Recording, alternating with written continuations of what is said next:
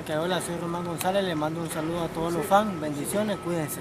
Hey, what's going on? It's your boy BT, and I came here to talk some boxing with the thousands of True School Sports subscribers. Now, this is the breaking news coming to you live and direct, straight out of the welterweight division. The Bob father himself, Bob Arum, was speaking in Ring Magazine recently, and he stated himself that he thinks Kell Brook will emerge as the next likely fight for Terence Crawford. Now, let me get up and let me pace back and forth because this is interesting to me. Kell Brook versus Terence Crawford. It's a hell of a fight. It's something that so it's a hell of a fight when you consider what Terence Crawford has as far as options. Because you guys gotta understand, this is the boxing business, and Terence Crawford doesn't have a whole lot of high-profile opponents due to the fact that PBC is going to keep everything in-house. So they're going to stay down on that side, of the street. Bob Arum still has to put together fights that would interest the networks, that ESPN will be interested in putting on, and he's going to have to put Terence Crawford in there with somebody that boxing fans know and respect. So the Kell Brook fight, I think, is good for that reason. Although Kell Brook is not, what he used to be, but if we could rewind time, back in time, and if we could look at, if we could think about what Kell Brook was, he was the number one welterweight in the world. He was the IBF welterweight champion. He did have some of the most blistering combinations and best combination punching that you've seen in the welterweight division over the last decade or so. But because he's had the eye sockets broken, because he's moved up to 154 and turned in some lackluster performances here and there, people really aren't as high on Kell Brook, and for good reason. But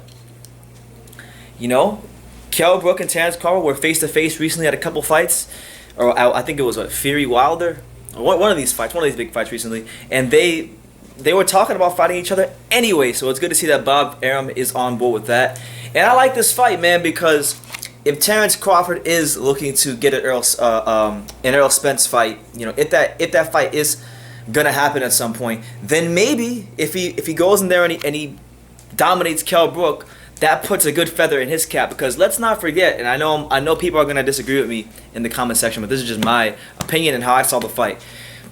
Pretty much up until 2 or 3 rounds before he got officially stopped, Kell Brook was outboxing Errol Spence. He was outboxing Errol Spence. He was outlanding him, but eventually the pressure, the consistent pressure and workmanlike, style that Errol Spence brings to the table, and the body punching, it wore down Terence Crawford. It wore him down. I'm not Terence. It wore down Kell Brook, I should say. It wore down Kell Brook, Errol Spence's attack. So it was a great performance. But I think if Terence Crawford can kind of do what he did against Amir Khan, and even better, dominate him from round one, and make it an easy fight, then I think that's a great feather in the cap for him. But overall, I like this fight. These two, as a boxing fan, these are two fighters that I have a tremendous amount of respect for. Truthfully speaking, honestly, I'll put it to guys like this. If we talk about over the last 5 years, if you ask me, BT, over the last 5 years, who are your favorite welterweights? Not who you think is the best, but just as a fan, who are the two or three guys that you're the biggest fans of? Obviously, aside from Manny Pacquiao, who I grew up with, it would be Terence Crawford and Kell Brook. I'm a huge Terence Crawford fan. I'm a huge Kell Brook fan. A huge Errol Spence fan as well. But Terence Crawford and Kell Brook have always been my guys, along with Errol Spence. But Kell Brook, man, I remember with Kell Brook when he fought Triple G. I was in LA at the Forum, and they had a watch party at the Forum because that fight was the same day as Gennady Golovkin. That fight was the same day again as Roman Gonzalez versus Cuadras, and he fought Gennady Golovkin, I should say.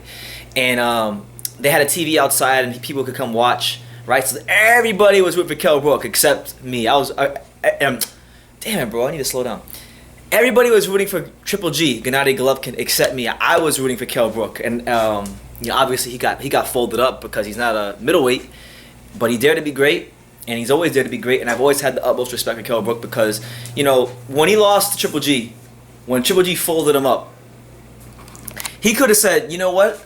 I want to vacate my title, and I'm gonna fight at 154." And the funny thing is, if Kell Brook would have did that, boxing fans would have said he was ducking Errol Spence. I already know how it would have went. Right now they say, "Oh well, the weight cut was too much for him, and that's why he lost to Errol Spence." And then some people just say he's a bum. Like I've heard people say he's just a bum.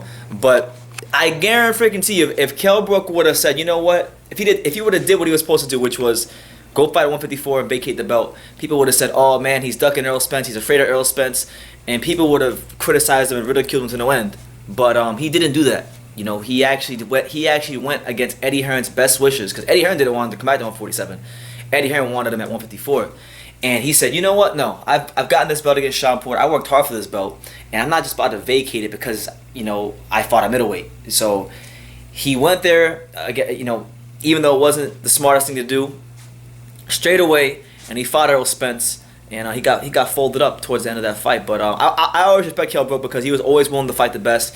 He was always willing to defend that belt. And I'm gonna put it to you guys like this. You know, I think this is. And this is just a bold prediction here. If Kell Brook, and this is a massive if, you know, if Kell Brook feels anything strong at the weight, if the weight cut isn't going to be as bad as people anticipate, then I sincerely believe that this might be, it could be, Terence Crawford's toughest fight. Yes, I said it. It could be tougher than the Kavaliauskas fight. And I would definitely say if he beats Kell Brook, this is his best win at welterweight, because Kell Brook, as far as combination punching, when he puts some things together, it's one of the best things in boxing. When he's putting his punches and bunches together, he's still a strong guy. He's a big welterweight. So let's see, man. Let's see Terence Crawford, how he matches up with another guy who can box well from the outside, with another guy who has a world-class jab, with another guy who's been world champion, who knows what it takes. I like this fight. And that's the news. Bob Arum is saying that he believes it'll be his next fight. So I want to hear from you guys. I want to know what you guys think. You know, what do you think about Terence Crawford based on the available options he has because of PBC keeping everything over there? Do you like this fight? Do you hate this fight? Is it a waste of time? Is it getting you excited by the way I'm talking about it? Let me know in the comments down below. Make sure you take the time to subscribe. Like I say in every single one of these videos, you can love me or you can hate me. But I am just a kid from Dania. So until next time, take care, guys. Le mando un saludo a todos los fans, bendiciones, cuídense.